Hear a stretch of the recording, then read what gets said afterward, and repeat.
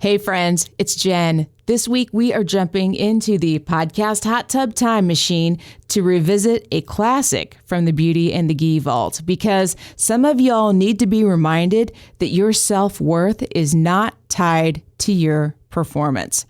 And I wanted to let you know that AJ and I will be back in the studio together next week recording brand new episodes. Until then, enjoy this classic. Welcome to Beauty and the Gi, the BJJ podcast about Jiu-Jitsu, life on and off the mat. I was so close. It's all of those things. No, I think that's perfect. I think we're going with that for the intro. Okay, that's it. I'm AJ Klingerman, a Brazilian Jiu-Jitsu purple belt, obsessed with all things Jiu-Jitsu. And I'm Jen Eads, a white belt, curious and full of questions about all things Jiu-Jitsu. And what are we talking about in this episode? I feel like this is a good one. Yeah. Well, I mean, okay, I feel like they're all good ones. That's true. We may be biased. Right. Or awesome. It's one of those two. Humble too. Very humble. Right. We enjoy our company. It's fine. We're talking about self-worth not being tied to your performance. What do you think when you hear that? I think I might have been guilty of that a time or two. Who hasn't? Right. Who hasn't? But how does that affect you obviously let's start with jiu-jitsu. Okay. And let's start with performance just on the mat, just like in training. Okay. It impacts me when that little voice inside my head, Joe Pesci, starts questioning, what are you doing? What are you thinking? Why aren't you getting any better? You suck. Why do you even go to class? Yeah. Yeah. So there's that. Yeah. Okay. And then what about like at a tournament?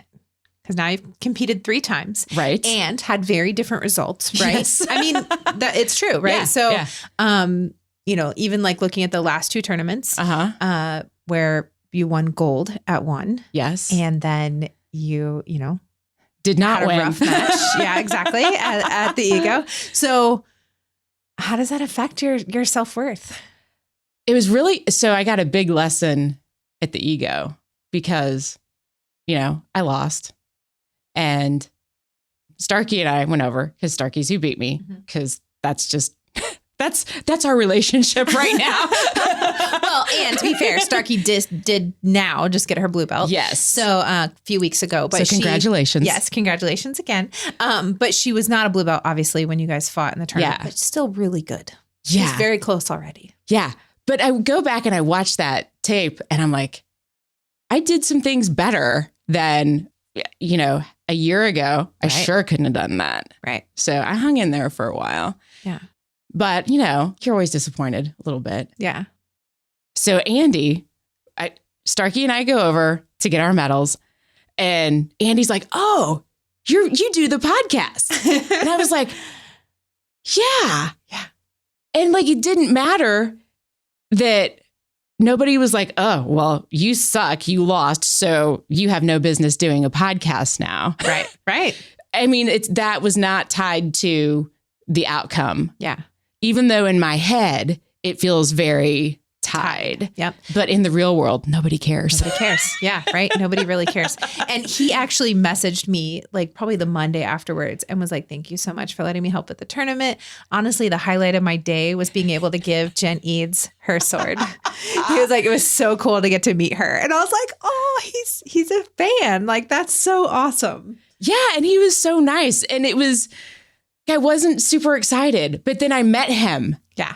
And then I was kind of back to being super excited. So Thank you, Andy, for kind of pulling me out of that funk. Yep. Right. Yeah. So then flip side of that, winning.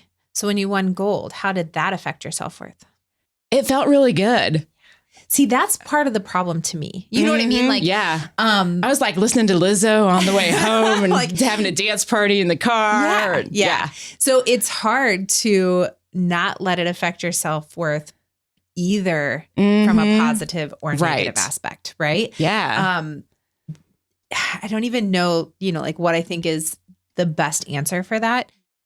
But, so we'll talk about when I won Worlds, it didn't feel, I didn't talk about it at all. Like I was like, okay, I did it. Yeah, cool, whatever. Like move on. Right. I didn't feel like I just had this major accomplishment. I didn't feel like, oh, I'm a world champion.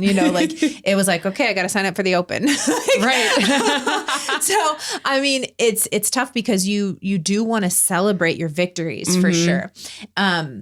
But it can't really affect your self-worth either, because if you allow the wins to affect your self-worth, you can't help but let the losses affect it.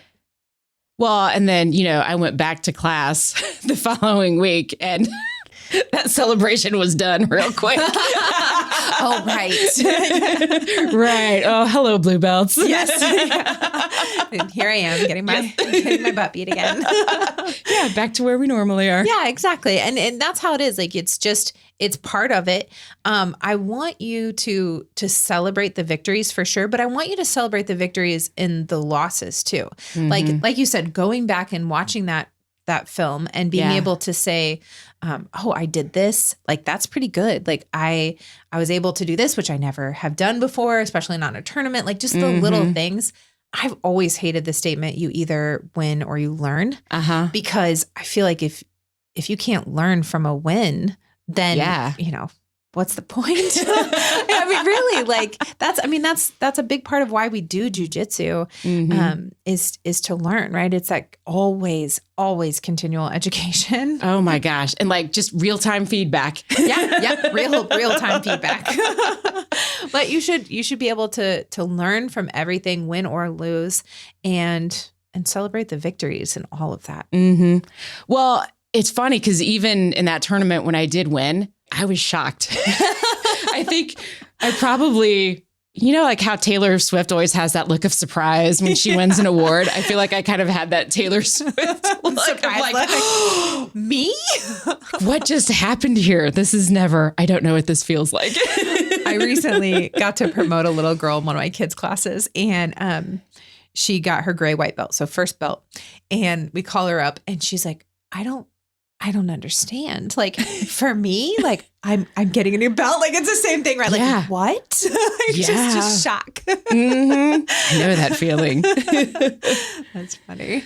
But it was fun to go back and watch that tape of that, because I actually executed on something that we'd worked on in class that week. And I was like, oh, it works. Like, it really works. Yeah. And when you see it outside of just drilling in class, like you can actually execute something, whether there would have been a medal or anything. The fact that I actually executed that and stuck to my game plan that was the bigger win for me. Right. So let's see, it was Masters Worlds probably 4 years ago, I think. And I had a game plan. I executed the game plan perfectly. Everything I wanted from the start until I thought she was unconscious and she wasn't. And then she ended up taking my back and choking me. But before that part, what I wanted for my game plan, I nailed. And even though I got choked pretty much unconscious and lost, I was so proud of myself. Yeah. Because I did go out and do exactly my game plan. It just didn't 100% work out. Right. And it doesn't always. Right, exactly. But, I think too, like if you're willing to take away the self-worth aspect from competition, it takes away a lot of the anxiety of competing. Oh, yeah. Right? Like if you don't feel that pressure, and this is, I would say, something I definitely struggle with. My husband is amazing. He's such a good instructor. And, he's won some good stuff. Like, so if I go out there and I don't perform well, I feel like I'm not doing a good job representing him. Oh, yeah. If I don't perform well, I feel like I've let my girls down, so a lot of my anxiety comes from that. Yeah. But what I find is when I come back to class to teach on Monday, no one really cares. No. I got out there and competed, right? Right. I don't remember who it was. Somebody I know recently got second place at a tournament. It was just her and another girl.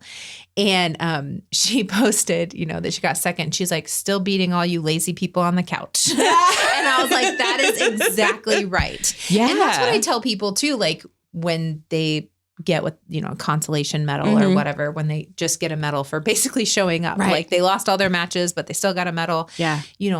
They still beat everyone that didn't show up. Yeah. And I always say all the easy matches stayed home. Like that's all the easy matches, they're home. The people that are there that you're competing against are the people that trained for that and are, ready for competition. So I just find that in the end, it doesn't really matter. So long as you, it mattered that I got out there. Right. It mattered that you got out there, that you tried, and that's the only part that matters from the self-worth aspect. Exactly. I have to shout out Andrea because she coached me. Yeah. In the last tournament. Such a good job. She did. She did. Yeah. So I felt very lucky to have her there. Yeah. Yeah. So shout out Andrea.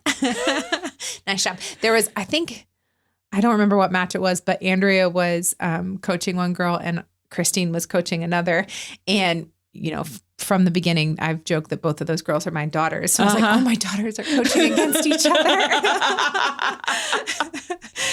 But yeah, it was good to see Andrea really step up at that ego and start coaching more. So it was really good. Yeah.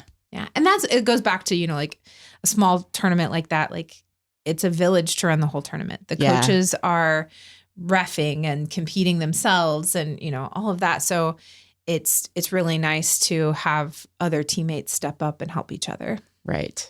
Yeah. I love our team. I do too. So I actually had this happen in real life too, off the mat. So I don't normally have bad days at work. I pretty much have systems in place and things run relatively smoothly. But first thing in the morning, and I got an email from a client. She's like, hey, where are my episodes? And I was like, let me look. Let me see what's going on. And I found that because an email had the same subject line, they'd gotten buried. So I missed them. Oh. And I was like, oh, but I don't make mistakes like that. But that doesn't happen to me. And I could feel that whole, why do I run my own company and I'm worthless and I should just stop right now? But then it kind of, that spiral. And then it kind of shifted back to that, it's been a while, but I've screwed stuff up before and I know how to make it right. And I know how to, going back to that game plan, I was like, how do we keep this from happening in the future? Right. And so rather than just freak out and, just quit my business and stay in bed the rest of my life, I was like, okay, well, let me go fix what happened first. Let's start there. And then send an email with, hey, moving forward, maybe if we do it this way, this will prevent this from happening. So it's like, I fixed it, got a game plan, and back on track. But I feel like because of all of the jiu-jitsu, I was in a much better place mentally to kind of deal with it and take a deep breath. And you feel that weight mentally, but at least I'm not getting smashed and choked. Right? Yeah. I mean, that's the upshot. So going back to the ego a few months ago, so it was a rough ego for me. So I'm not competing, right? I run the event. We had a lot going on leading up until the ego, and like a week before the ego, they call us and they're like, we actually have to move your location. You can't have it where you always have your tournament. We're thinking, a couple other buildings, basically in the same parking lot, but they had actually scheduled 3 different events at the high school. Oh my. And they were expecting 8,000 people there. Wow. And so a little stressful. Yeah. But, I'm like, okay, it's going to be all right. We're going to do this. We had pretty small registration. We had about 150 competitors, which for us is pretty small. Mm-hmm. And they were just all these. Then they tell us, we actually have to park like 1,000,000 miles away. It's just one thing after another. And it just felt like all week the hits kept coming. Mm-hmm. And my mom called Thursday before the tournament and she's like, how are you holding up? Are you going to get, what's going on, blah, blah, blah. And I just said, on Sunday, it'll be over. Yeah. Like, it was just this, we're going to do it. It's going to go the best it can. And on Sunday, it's going to be over and we're going to move on. So it kind of just made that kind of stress go away. And that's the same thing with like a tournament. Like if you're competing, instead of being real nervous about it, just be like, you know what? On Monday, I'll be back to training again. And, you know, whether I do amazing and win and don't have a point scored on me, or I lose in the first 7 seconds, like it doesn't matter. You know, we live to train another day. And so it doesn't have to have your self-worth wrapped up in it. Exactly. Yeah. And I think if we keep that in mind, it will help with our anxiety. Like, don't put pressure on yourself. No one else is putting pressure on you. Yeah. Like, no one else is like, you have to win this. We don't like that girl. You have to go beat her up. Like, nobody's doing that, right? They're just like, you know, go out, have fun, do your best. Just go do jiu-jitsu. All the hard work is done in the 6 weeks leading up to it. Just that is so true. Jiu-jitsu. Yeah. Well, and I think that goes back to work too. With the work that I do, it's not rocket science or brain science. It is not life or death. It is podcasts. Yeah. And stuff happens. I mean, that is just life. Yep. But not tying my entire self-worth to anything. Yep. Shake it off and step up. Exactly.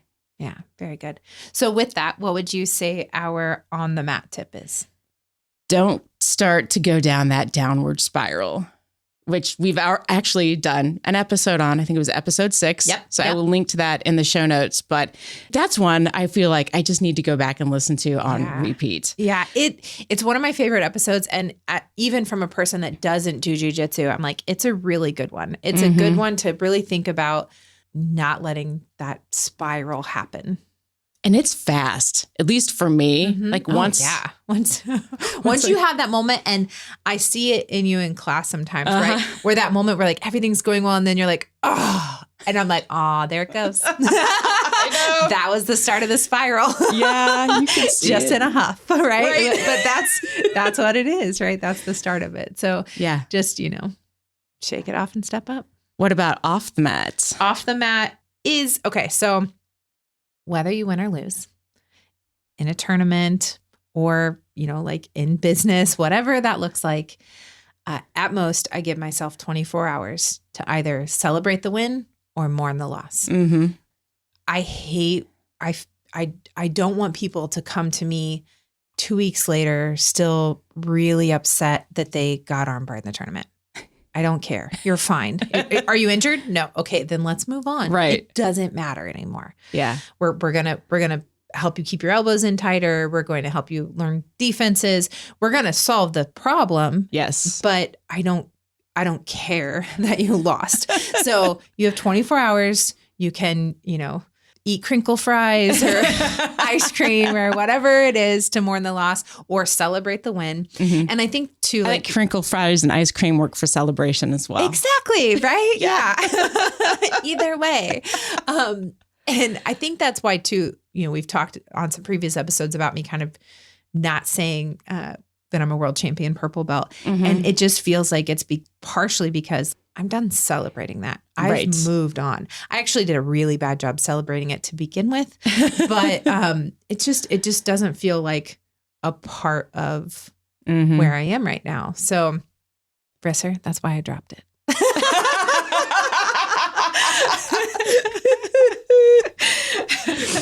Is it time for the call to action? I think so. I don't know if you've heard, but we now have a YouTube channel. Welcome to YouTube. Yeah. In addition to the podcast that will be on our YouTube channel, which is Beauty and the Gi Podcast, we're also going to do some video. Yes.